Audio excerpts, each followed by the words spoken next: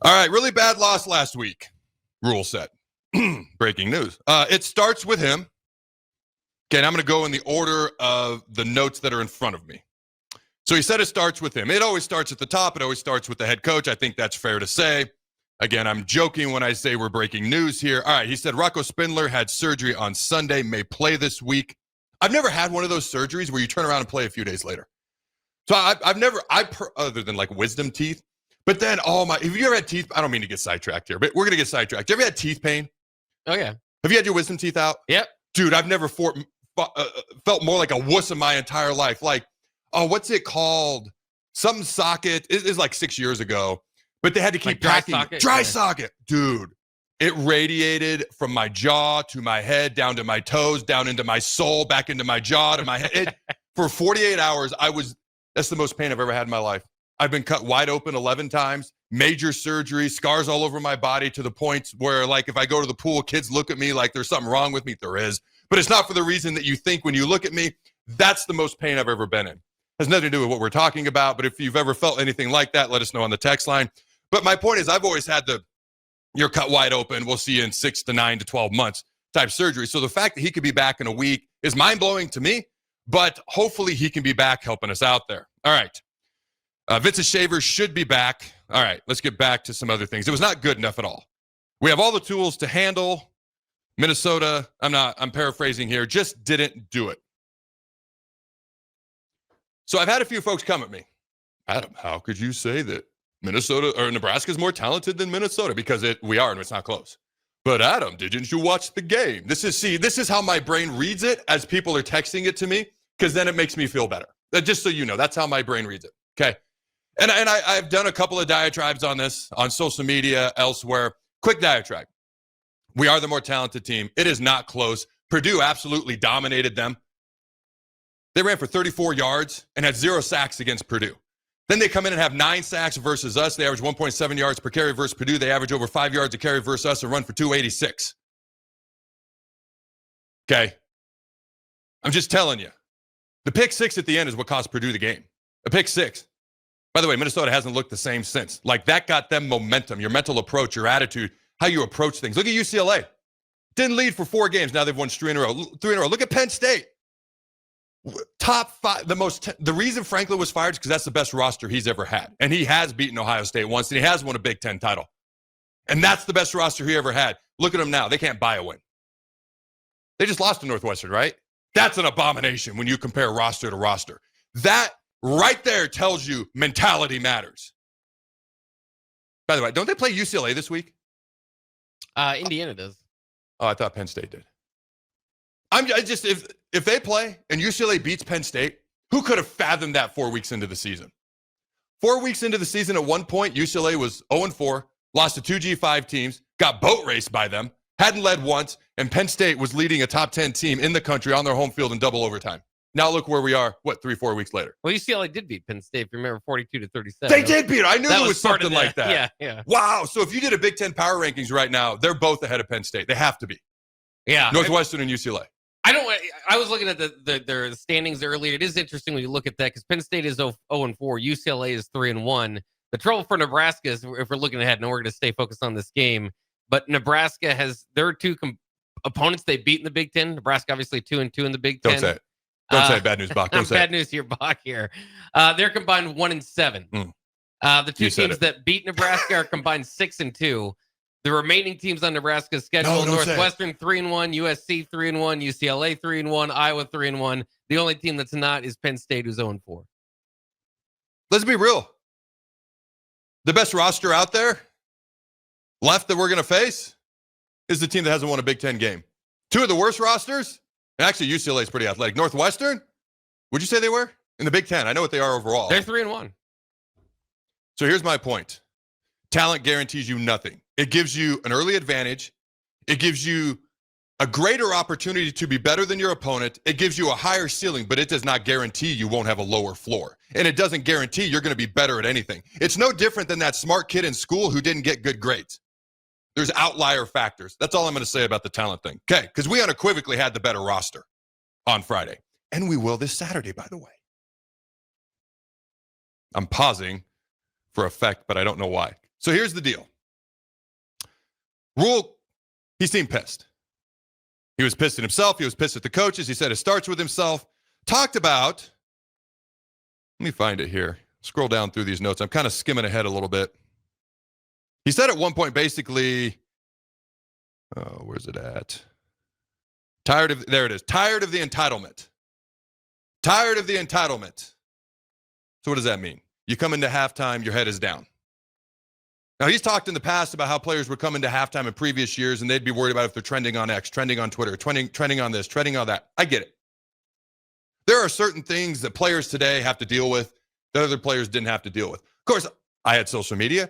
There was these things called Sports Center that people used to actually watch where they'd play highlights. And if I remember, I got reached by Larry Allen.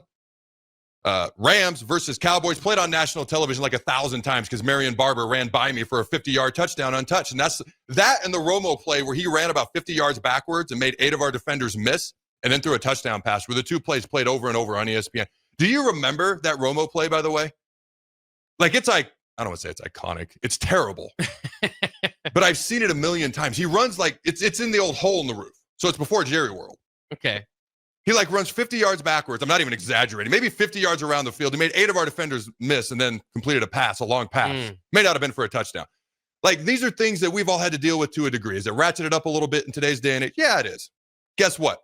It goes both ways. Players today don't have to deal with two-a-days. Like, there were players who played 30, 40 years ago, 40, 50 years ago, didn't have to deal with social media at all. You know, there were some coaches who ran 3-a-days back then. Like, it goes both ways. And when you talk about guys today, not all of them, to be clear, but there are certain guys making 6-7 figures a year. So that's factored into the accountability level as well. When he talks about tired of the entitlement, don't come into halftime with your head down, okay? Come in ready to come out swinging and fighting. And here's how I look at it. Because I put stuff out that could be clipped and cut, and it could be put all over the place if people want to. And I know that. The way I look at it, if I were a player, I'd look at it as, hey, if I do something really good, that's gonna be all over the place. Why focus on if I do something wrong? It's easy for me to say now, but I had this to a certain extent. Why focus on, hey, it might be trending all over the place, that can be embarrassing. Why not trending all over the place and then everything blows up in a good way because people see how good I am? It's how you choose to look at it. It's the Penn State mentality right now versus UCLA. So this is Rhule talking about tired of the entitlement. Said he's pissed at himself, said he's pissed at the coaches. Not good enough. All right, anything off the text line? Just so you know. I probably don't have to say this for the 1 billionth time, so let me say it for the 1 billionth time. Love Nebraska football. It was my dream to play here. I can't believe I actually got to do it. It still seems surreal. And I last played here 18 years ago. Can't believe I talk for a living. A kid who took speech therapy for 6 straight years in elementary school. Can't believe I get to watch and talk Husker sports for a living. I love this state, which is why we moved back. I love this university. I love this program. It's part of the reason I get so fired up. It's legit from deep down. It's going to sound weird in my loins because it matters that much to me. If you care enough as a parent, the easy thing to do, if your kid's misbehaving, just walk away. The tough thing to do is address it, but it gives them an opportunity to become better. It's no different than with the responsibility that I feel that I have right here, right now. I felt like that was a really good in the moment analogy. Did that make sense? I was skimming through the text line. Sorry. It made sense. It made sense. We're just going to go with it made sense. Yes. Thank you. Just say yes next time. Yeah. I feel like it was a good metaphor in the moment, though, especially if you have kids. Because if you're in the middle of a grocery store and they're throwing a fit, it's like, whose kid is that? Go get their parents. No, I'm that dad that walks up and I'm like, you ain't doing this. And then everyone looks at me like I'm the bad guy. I'm like, you want them to act like that all the time? I'll be the bad guy so they have a chance to get better. That's how I look at it. It's the same thing if you're a coach being honest with your players. It's the same thing when you've been entrusted with the responsibility, the honor, the pleasure of putting a microphone in front of your face and talking about the program we love, which is why I get so freaking fired up. Okay. Rhule said Dylan probably avoided 4 to 5 sacks. Do you feel better or worse after reading that? Like, does that make you feel better or worse that Dylan Rhule, according to Rhule, probably avoided 4 to 5 more sacks? That's not good. That doesn't make me feel better. No. Like, he's first of all being honest. Appreciate that. Love and respect that. Is he trying to make me feel better about Dylan's ability to run? Because I'm more focused on our ability to block. We need growth, and we need it this week. That's not breaking news. Okay. Special teams played well. Number one greatest special teams in the entire country. Again, according to the always unreliable Pro Football Focus. Thanks, Chris Collinsworth. He started that company. Did you know that? J.J. Watt's not a fan. No. Why not? Dude, you want to talk about topics for another day. Like, holy Moses Malone. Who's doing the grading? How reliable are they? They won't release the names of who it is. But if you do, then the players can get mad at them. They can threaten them because players are bad people, obviously. No, their livelihoods are on the line, and now everything's being made public. You're affecting their contracts, but you don't even know who's doing it. Are they doing a good job or not? But they've been empowered with all this power. There's the long and short of it. Okay. From a fan's perspective, we can hold players accountable now. I get it. I get both sides. That's my shortened version. Start making a list of all these topics for another day. The offseason will be here quick. Oh, here we go. Northwestern's a lot like Minnesota. Where have we heard that before? Maybe 30 seconds ago. Wants to see Barney get the ball more. I would agree with that. Also, a guy named Emmett Johnson. By the way, you know he's the leading rusher in the Big Ten? I'm sure you knew that. Yeah, let's get him the ball more. Says younger guys and backups aren't ready to be part of the O-line rotation yet. I got asked questions about Grant Bricks, Preston Tamua, a couple of very highly touted South Dakota, Hawaii. Is that correct? I know Hawaii, South Dakota for Bricks. Players out of high school, redshirt freshmen, bright future, says they're not ready. And I got to be honest, I've asked 0 people down there about why they haven't played yet, because if they're not playing right now, which as much as we're struggling up front, it's because they're not ready. You could just kind of 2 + 2 = 4 on that one. Says it was really bad. Says it won't carry over this week unless we let it. Good teams don't lose 2 in a row. So I'm going to pause right there because it's not all doom and gloom. It's not. If we beat Northwestern, peep with me for a moment here. I don't know what that means, but peep with me, whatever that means. Okay. Jay Uso says, yeet, we're going to peep, okay? We'd be bowl eligible before November. Now I've had people say, oh, bowl eligible is the new goal. No, it's not. I've been absurdly, insanely, annoyingly, can't think of the word. When you say the same thing over and over. Repetitive. Well, yes, that's not the word I was thinking of. Consistent. Good grief, consistent. I've been insanely consistent with this. 8-4 is a step in the right direction. I will not be jumping for joy, but I will consider that a successful season. I'll even throw in a bowl game. Even if you're 8-5, go 7-5, win the bowl game. I will consider it a successful season, not a leap, not a jump, but a step up the staircase of success, one step in the right direction. 8-4, if we beat Northwestern this weekend, and I know people are like, oh, we're 5-7, we're never going to win again. No. We're not going to go 10-2, just like we were never going to go, mathematically, we could go 11-1. We're not going to go 10-2. We're not going to go 5-7. It lies somewhere in the middle. One game does not a season make. One game does not a season break. Is Nebraska the team we saw Friday, or was that their outlier game? We will learn more Saturday. And if we win, we will be 6-2 with a wild November coming. USC's good. Not great, but good. Frankly, they should be a double-digit favorite when they come in here. I have no idea what that line will be, but they should be a double-digit favorite. I have no idea what to make of UCLA, nor Penn State. They're both now wildly unpredictable for opposite reasons. And Iowa's going to Iowa. They're not going to change. It's going to be, and those games are always close.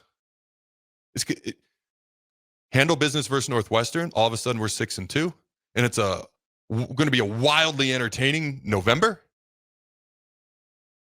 And somewhere between, 5-7, 10-2, somewhere in the middle there is what very realistic to me. Now, if I'm wrong and we are the team that we were on Friday, if that's truly who we are, because the reason we beat Maryland, Michigan State, Cincinnati, who, by the way, just looks better and better and better every week I watch them. That's annoying. It's good and it's also annoying. Was because we were mentally tough in those games. I can't watch the Minnesota game and say the same thing. I just can't.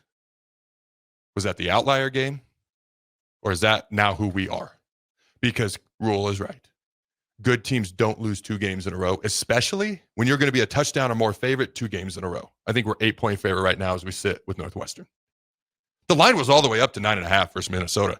We should have been a double-digit favorite. It fell back to 7. You know why? Because people don't trust Nebraska. And now we know why. Well, we knew why. Now we are reminded why, unfortunately. Did you have something? You look like you were going to say something.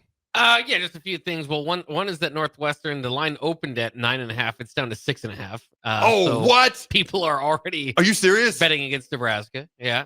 See, I just saw 8 this morning. I don't spend a lot of time looking at that, but I look at it before I do predictions and I want to talk about an opponent. It was 9.5. Now it's down to 6. 6.5. Yeah. Oh, Which that's hurtful. I think it's fair. I mean, I don't know, but why it's fair. I don't know why I don't even know why it's 6.5. I think it's. I think this might be a tough game for Nebraska. I would favor them, but not by much. The other thing is the stat that why people are thinking the sky is falling. Nebraska is now 1-10 after achieving their 5th win under Matt Rhule. So when you look ahead in the schedule, you say it's going to be fall somewhere in the middle. I hope so, but history says you could be prepared for a few losses. We'll see what happens. I hate that stat. I hate the fact that it's true, but the truth don't care about feelings. Facts don't care about feelings, so there it is. They can change that this Saturday versus Northwestern. They have the capability to beat every single team left on the schedule. They also have the capability of losing. There's going to be a lot of one-score games. How do we play in those one-score games?